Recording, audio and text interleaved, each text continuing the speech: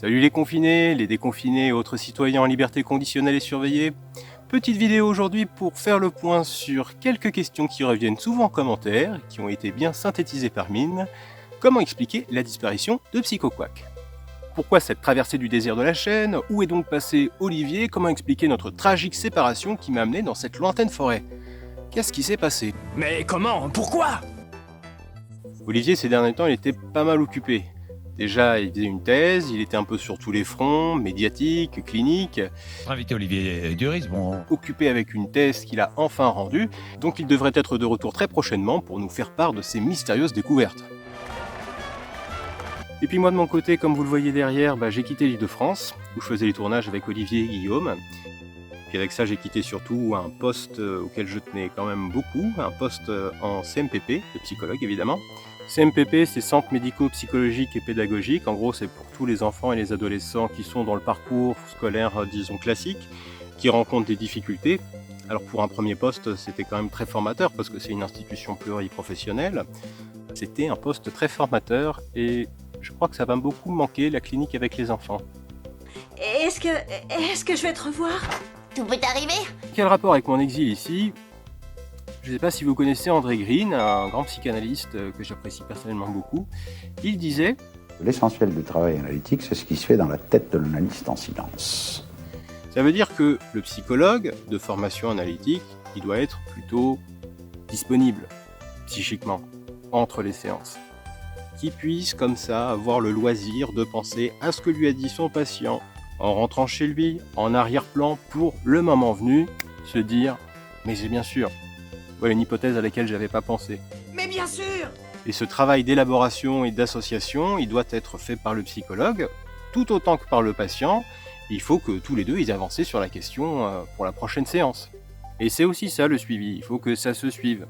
Alors que dans le cliché, la blague facile qui revient tout le temps, on s'imagine toujours que le psychologue, surtout d'obédience analytique, son boulot c'est juste de faire acte de présence pendant la séance et de dire au bout du temps imparti: ça fera tant monsieur, madame, à la semaine prochaine. Oh, vous m'écoutez là? Non. Enfin, si, continuez. Non, je disais après ça, donc je suis allé. Mais si vous écoutez pas le patient et qu'il est obligé de vous dire la même chose au fur et à mesure parce que vous oubliez tout, ça va se tourner en boucle. Encore et encore. Ah ouais. Il va s'en rendre compte et il va se casser parce que ça n'avancera plus. Donc c'est pas comme ça que ça marche, quand ça marche. Déjà, si comme moi vous prenez pas des notes pendant la séance, ça vous fait facile 15 minutes ensuite pour pouvoir retranscrire. Ensuite, il faut repenser à ce que vous avez écrit, faire des liens, chercher les champs lexicaux, faire les liens avec ce que vous avez déjà retranscrit avant.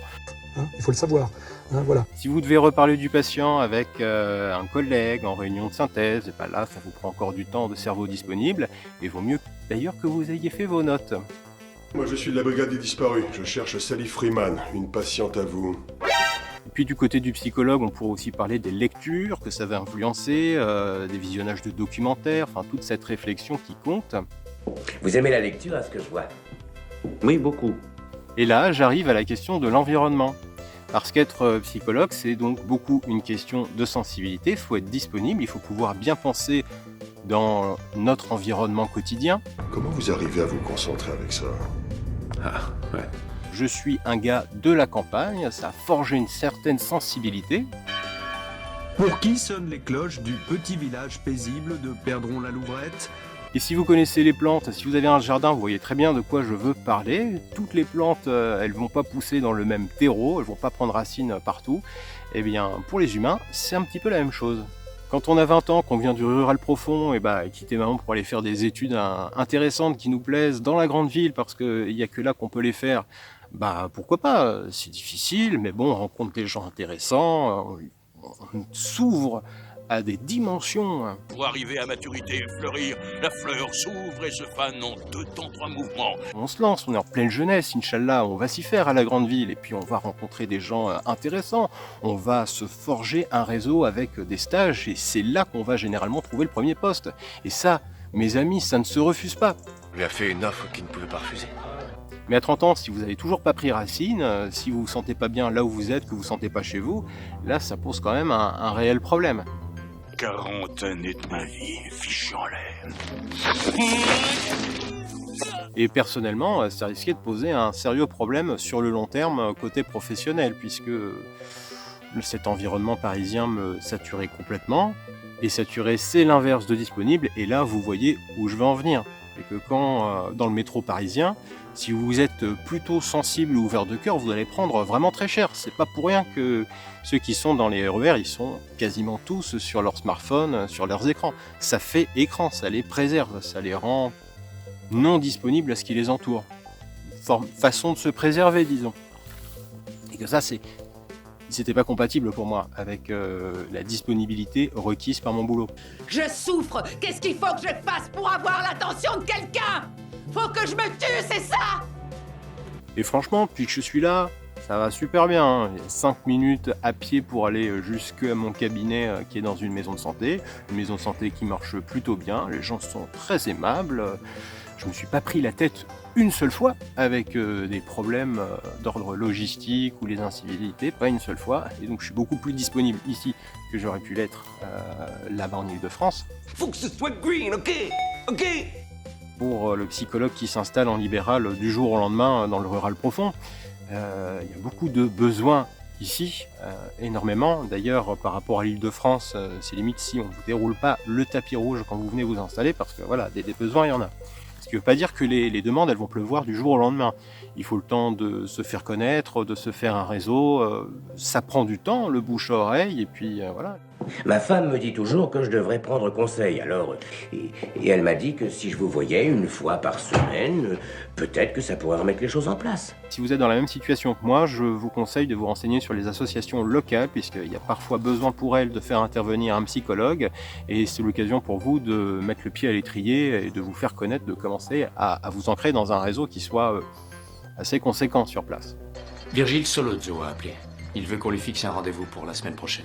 On verra ça après. Mais alors, pour en revenir à la chaîne, vous comprendrez que ça va être un peu compliqué au niveau logistique de recommencer des psycho-quacks avec Olivier, Guillaume et moi. Ce trio-là, ça va être un petit peu difficile pour des questions de distance. Pourtant, Olivier, comme je vous disais, il va bientôt revenir, il a des idées, il veut nous faire partager ses découvertes, donc il devrait bientôt être de retour. Et puis de mon côté, je pourrais bien faire des épisodes psycho-quack ou psycho-quick sur des thèmes psychanalytiques.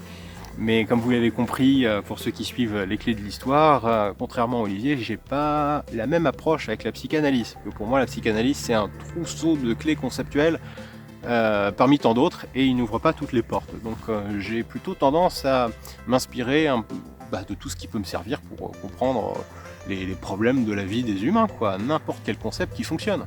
La congo-lexicomatisation, les lois du marché. Et si besoin est, je me prive pas de piocher dans la caisse à outils philosophique. Après tout, une clé n'ouvre pas toutes les portes. Et là, si je vous en parle, ça sera dans le volet Les clés de l'histoire, que certains d'entre vous connaissent déjà, parce que j'ai parlé de totalitarisme selon Hannah Arendt. Victoire à Bison! Et puis le duo Olivier-Henrik reviendra sans doute, d'ailleurs, un retour aux fondamentaux. L'exploration des jeux vidéo avec des concepts psychanalytiques. Et là, j'ai vraiment hâte, ça se fera sur Twitch, on pourra retransfuser ça sur YouTube, peut-être.